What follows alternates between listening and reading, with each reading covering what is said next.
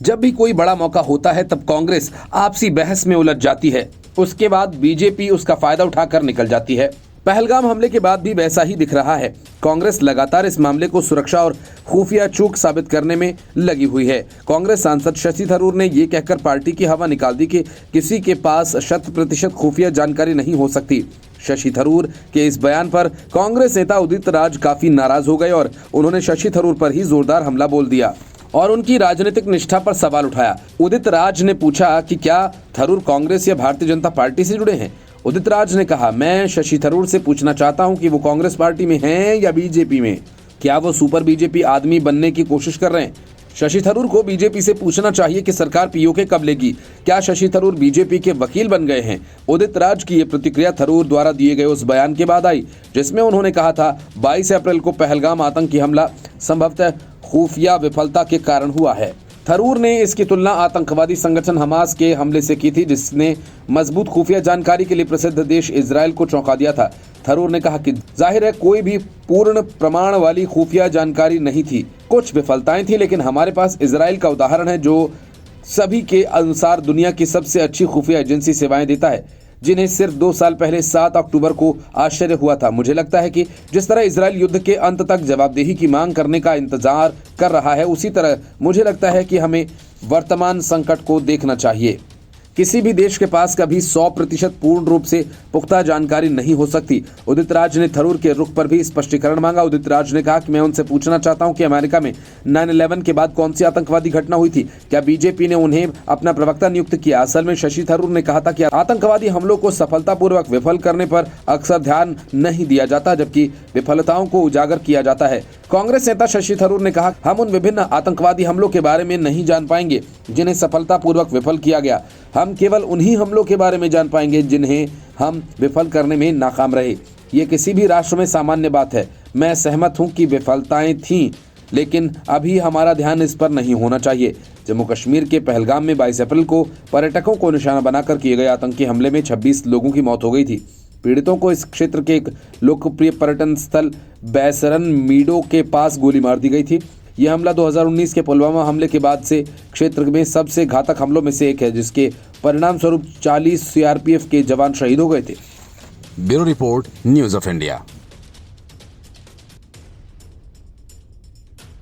UPA के शासनकाल के दौरान बच्चों के पाठ्यपुस्तकों के साथ जमकर राजनीति की गई थी और सामाजिक विज्ञान की पाठ्यपुस्तकों को इस तरह से पेश किया गया था मानो भारत का सारा इतिहास मुगल काल और दिल्ली सल्तनत तक ही सीमित रहा। यूपीए की सरकार ने इतनी हद कर दी थी, 7वीं कक्षा की किताब से जल संरक्षण के महत्व को दर्शाने वाली सरस्वती नदी के चैप्टर को सिर्फ इसलिए हटा दिया गया क्योंकि चैप्टर में सरस्वती नदी का जिक्र था। असल में 7वीं कक्षा की हिंदी किताब में सरस्वती पर नया चैप्टर इसलिए जोड़ा गया था क्योंकि 5वीं कक्षा में गंगा नदी और 6ठी कक्षा की किताब में यमुना नदी पर चैप्टर पहले से ही मौजूद था। 7वीं कक्षा में सरस्वती को इसलिए जोड़ा गया। इस पूरे चैप्टर का उद्देश्य सरस्वती नदी के बहाने ये था कि जल संरक्षण के महत्व को समझा जा सके। उन्हें ये सिखाने की कोशिश की गई थी कि अगर जल संरक्षण नहीं किया गया तो सरस्वती नदी की तरह पानी के अन्य स्रोत भी खत्म हो जाएंगे। लेकिन यूपीए की सरकार ने अपनी सियासत के लिए सत्ता में आते ही इस चैप्टर पर सांप्रदायिक सियासत के आरोप लगाकर इसे हटा दिया। लेकिन नई शिक्षा नीति के तहत एनसीईआरटी ने बच्चों की किताबों में कई नए बड़े बदलाव किए और अब छात्रों को मुगल काल की जगह पढ़ने को कुछ नए चैप्टर्स मिलेंगे। कक्षा 7 के सामाजिक विज्ञान की किताब में बच्चों को अब तक मुगलों का इतिहास पढ़ाया जाता रहा था, लेकिन अब ऐसा नहीं होगा। नेशनल करिकुलम फ्रेमवर्क यानी एनसीएफ के तहत एनसीईआरटी की किताबों में मगध, मौर्य और शुंग, सातवाहन जैसे प्राचीन राजवंशों पर नए चैप्टर्स शामिल किए गए जो कि भारतीय लोकाचार पर केंद्रित हैं। इतना ही नहीं, नई किताबों में उत्तर प्रदेश में आयोजित 2025 महाकुंभ मेले का संदर्भ भी शामिल किया गया। इसके अलावा इसमें विभिन्न चैप्टर्स में कई संस्कृत शब्दों को भी शामिल किया गया, जैसे कि जनपद, साम्राज्य, अधिराज और राजाधिराज आदि। कक्षा 7वीं की संशोधित किताबों में यूनियनों पर विस्तृत खंड भी शामिल हैं। कक्षा 7 की नई किताबों में बो एप्लोरिंग सोसाइटी, इंडिया एंड बियॉन्ड भाग 1, राष्ट्रीय शिक्षा नीति 2020 और नए एनसीएफ के तहत एनसीईआरटी की संशोधित श्रृंखला में नवीनतम है। पिछले साल कक्षा 3 और 6 के लिए नई किताबों को पेश करने के बाद एनसीईआरटी ने अब कक्षा 4 और 7 के लिए अपडेटेड वर्जन्स पेश किए हैं। एनसीईआरटी के एक वरिष्ठ अधिकारी ने बताया कि किताब का पार्ट 2 भी आने वाले महीनों में जारी होने वाला है। नाम सूत्रों का कहना है कि पार्ट 1 में 12 अध्याय हैं, जिन्हें शैक्षणिक सत्र के पहले 6 महीनों के दौरान पढ़ाया जाएगा। पार्ट 2 में कई अतिरिक्त विषय शामिल होने की उम्मीद है, इसलिए हम सभी से अनुरोध करते हैं कि इसके जारी होने का इंतजार करें। एनसीईआरटी ने पहले मुगलों और दिल्ली सल्तनत पर सेक्शन छोटे कर दिए थे, जिनमें मुगल सम्राटों की उपलब्धियों की 2 पन्नों की तालिका और मामलूक, तुगलक, खिलजी और लोदी जैसे राजवंशों का विस्तृत विवरण शामिल था, जो 2022-23 में कोविड-19 महामारी के दौरान अपने पाठ्यक्रम को आसान और छोटा बनाने का हिस्सा था। नई किताबों ने अब उन सभी संदर्भों को हटा दिया है। पुस्तक में अब नए अध्याय हैं, जिनमें मुगलों और दिल्ली सल्तनत का कोई उल्लेख नहीं है। किताब की प्रस्तावना में एनसीईआरटी के निदेशक दिनेश प्रसाद सकलानी लिखते हैं कि किताब उन मूल्यों को एकीकृत करती है जिन्हें हम अपने छात्रों में विकसित करना चाहते हैं। ये भारतीय सांस्कृतिक संदर्भ में निहित है और उम्र के अनुसार वैश्विक दृष्टिकोण प्रस्तुत करती है। पहलगाम हमले के बाद कांग्रेस सहित दूसरे विपक्षी दल सिर्फ सियासत कर रहे हैं। उन्हें अपने सियासी फायदे के सिवाय कुछ दूसरा नहीं दिख रहा है। ऐसे में महज सियासी बयानबाजी और बेवजह सरकार पर हमला कर रही इंडी गठबंधन और खास तौर से कांग्रेस को जम्मू कश्मीर के मुख्यमंत्री ने बड़ा सबक सिखाया। बिना किसी पार्टी का नाम लिए उमर अब्दुल्ला ने विपक्षी दलों को यह साफ संदेश दिया कि मुश्किल वक्त में सस्ती सियासत करने का कोई मतलब नहीं होता। असल में सीएम उमर अब्दुल्ला ने विधानसभा में भावुक भाषण दिया। उन्होंने कहा कि हम मारे गए 26 लोगों के परिजनों के साथ हैं और दिल से हमदर्दी रखते हैं। यही नहीं, उन्होंने कहा कि ये मौका नहीं है जब हम केंद्र सरकार से पूर्ण राज्य के दर्जे की मांग करें। उमर अब्दुल्ला ने कहा कि हम इतनी सस्ती सियासत नहीं करते। उन्होंने कहा कि माहौल सही रहे और मेहमानों पर कोई आंच न आए। जम्मू कश्मीर की चुनी हुई सरकार की ये जिम्मेदारी है। अब्दुल्ला ने कहा कि इस मौके पर मैं जम्मू कश्मीर के लिए राज्य के दर्जे की मांग नहीं करूंगा। मैं किस मुंह से जम्मू कश्मीर के लिए राज्य के दर्जे की मांग कर सकता हूं?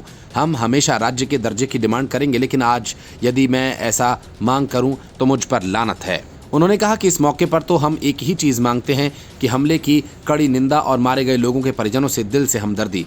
वहीं उन्होंने हमले के बाद स्थानीय लोगों की भूमिका की भी तारीफ की। उमर अब्दुल्ला ने कहा कि होटल वालों ने अपने कमरे छोड़े और कहा कि आप लोग यहाँ रहिए। ऑटो वालों ने कहा कि आपको जहां तक जाना है हम बिना किसी पैसे के छोड़ेंगे। ऐसी कश्मीरियत को मैं सलाम करता हूं। यही हमारी मेहमान नवाजी है। जान की परवाह किए बिना आदिल ने लोगों की जान बचाई, लोकल लोगों की मदद की पूरी कोशिश की। ये मौका आतंकवाद के खात्मे की शुरुआत है और ऐसा कोई कदम न उठाया जाए कि अपने दूर हो जाएं। जुमे की नमाज के पहले मस्जिदों में 2 मिनट का मौन रखा गया। मुख्यमंत्री ने कहा कि मस्जिदों के इस मौन को हम समझते हैं। इसके अलावा अफवाहों के दौर पर भी उन्होंने बात की। अब्दुल्ला ने कहा कि सोशल मीडिया पर झूठी खबरें फैलाने वालों को समझना चाहिए कि इससे लोगों की जिंदगी कितनी मुश्किल होती है। उन्होंने कहा कि हम बंदूकों से आतंकवाद को कंट्रोल कर सकते हैं, लेकिन खत्म नहीं किया जा सकता। जम्मू कश्मीर की चुनी हुई सरकार की ये जिम्मेदारी है। इस मौके पर मैं जम्मू कश्मीर के लिए राज्य के दर्जे की मांग नहीं करूंगा।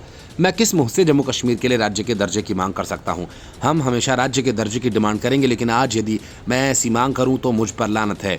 इस दौरान जब कुछ सदस्यों ने उनके भाषण पर मेज थपथपाने की कोशिश की तो उन्होंने कहा कि इस मौके पर ऐसा ठीक नहीं है। Bureau report, news of India. Pahalgam हमले के बाद सिंधु जल समझौता सस्पेंड करने, पाकिस्तानियों को देश छोड़ने का आदेश देने, राजनयिकों की संख्या घटाने के बाद अब भारत ने कई पाकिस्तानी यूट्यूब चैनल्स को भारत में ब्लॉक कर दिया। ये वैसे यूट्यूब चैनल्स हैं जो भारत के खिलाफ फेक प्रोपेगेंडा चलाते हैं, लेकिन दिल्ली चुनाव हारने के बाद से ही हर दिन किसी न किसी बहाने बीजेपी पर हमला करने वाली आम आदमी पार्टी को सरकार का ये फैसला पसंद नहीं आया। विधानसभा चुनाव में अरविंद केजरीवाल के साथ हारे सौरभ भारद्वाज सरकार के इस फैसले से बौखला गए। माना जा रहा है कि चुनाव हारने के बाद सौरभ भारद्वाज ने बेरोजगार नेताजी के नाम से अपना खुद का यूट्यूब चैनल शुरू किया। इसीलिए सौरभ भारद्वाज पाकिस्तानी चैनल्स के बैन होने से नाराज हो गए। सौरभ भारद्वाज ने कहा कि शर्म ही नहीं आती सरकार को ये सब बताते हुए, बहुत बड़ा काम कर दिया। उन्होंने तंज भरे लहजे में कहा कि आपके नाम की तो यूनाइटेड नेशन में तालियां बजनी चाहिए, अवार्ड मिलने चाहिए। सरकार पर हमलावर होते हुए सौरभ भारद्वाज ने कहा कि चीन ने हमारी 4000 किलोमीटर जगह कब्जा कर रखी है तो हमने टिकटॉक बैन कर दिया था। अब हमारे 28 माँ भारती के सपूतों को गोली मार दी गई, हमने उनके यूट्यूब चैनल्स को बंद कर दिया है। सौरभ ने तंज भरे लहजे में कहा कि शर्म ही नहीं आती सरकार को ये सब बताते हुए, बहुत बड़ा काम कर दिया। उन्होंने तंजिया लहजे में ये कहा कि आपके नाम की तो यूनाइटेड नेशंस में तालियां बजनी चाहिए, अवार्ड मिलने चाहिए। आतंकवादी आपकी नाक के नीचे आपके देश में 200 किलोमीटर अंदर असलहा बारूद लेकर आ गए, एक एक आदमी को चुन चुन कर मारा गया, 1.5 घंटे तक आदमी जिंदा था, आपकी एम्बुलेंस नहीं पहुंची, लोगों को मेडिकल हेल्प नहीं मिली, इन मामलों में आपकी कोई जवाबदेही नहीं, लेकिन पीठ थपथपाने के लिए रोज झूठ बोले चले जाते हैं। कहते हैं कि हम सिंधु नदी का पानी रोक देंगे। कैसे रोक दोगे? क्या प्लान है? वो नहीं बताएंगे। कब रोक दोगे? ये भी नहीं बताएंगे। क्या रोकना संभव है? नहीं बताएंगे।